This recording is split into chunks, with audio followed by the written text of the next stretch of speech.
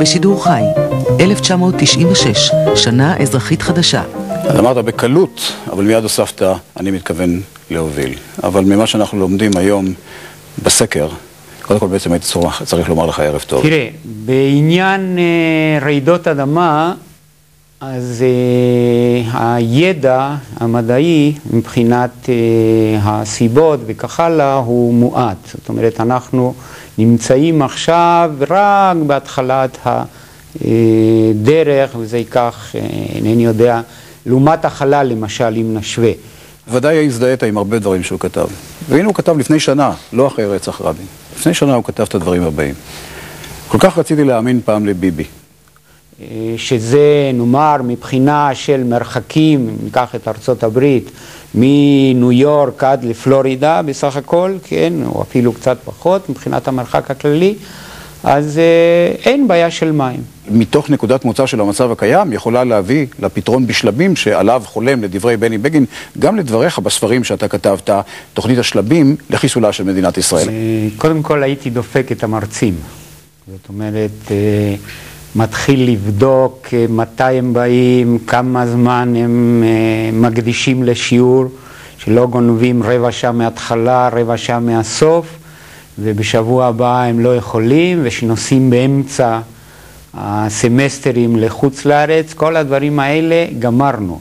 מי שנוסע על חשבונו. יותר נכון, רבין ביחד עם שמעון פרס, הביאו הסכם שלום שגם אתה בירכת עליו עם ירדן. ההסכם הזה לא היה נחתם אלמלא ההתקדמות בציר הפלסטיני, לא היה נחתם. הבעיה היומיומית, מה שקרה היום, מה שקרה בשנה האחרונה, לפני שנתיים וכך הלאה, אז אם להגדיר את המצב לאמיתו, אנחנו בחלם אחד מוחלט. כשראש החלמאים היה נציב המים, לא הנוכחי אלא הקודם, מאיר בן מאיר, אידיוט מוחלט. אני לא צריך למרבה הצער להזכיר אירוע טרגי מאוד, ההלוויה של יצחק רבין, שזימנה למדינת ישראל בפעם הראשונה בהיסטוריה לא רק את גדולי העולם, את כל כמעט העולם הערבי. זה לא מרשים אותך פתיחת החלונות והדלתות האלה לעולם הערבי? קודם כל צריך להיות קו ברור. אז מה עם כל ה-82% האלה? האם אי אפשר מזה לנצל? מספיק שה-82 יהיה רק 80 או 75, ואז יש לנו עוד 500 מיליון קוב. גם אם שמעון פרס אולי לא יסכים לכך, אבל רבים במפלגתו יסכימו לכך. מובילה, או נמצאת כבר, בעצם בתוך מדינה פלסטינית עצמאית, בצורה כזו או אחרת. זהו העבר כבר, זה לא העתיד.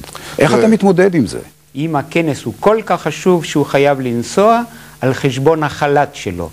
וחל"ת של שבוע באוניברסיטה זה $1,000. אז כל אחד היה עושה חשבון טוב מאוד איך לנסוע כן או לא. גם שם יש עניין מאוד אישי. פרשת הקלטת. זה בעצם שורש העניין?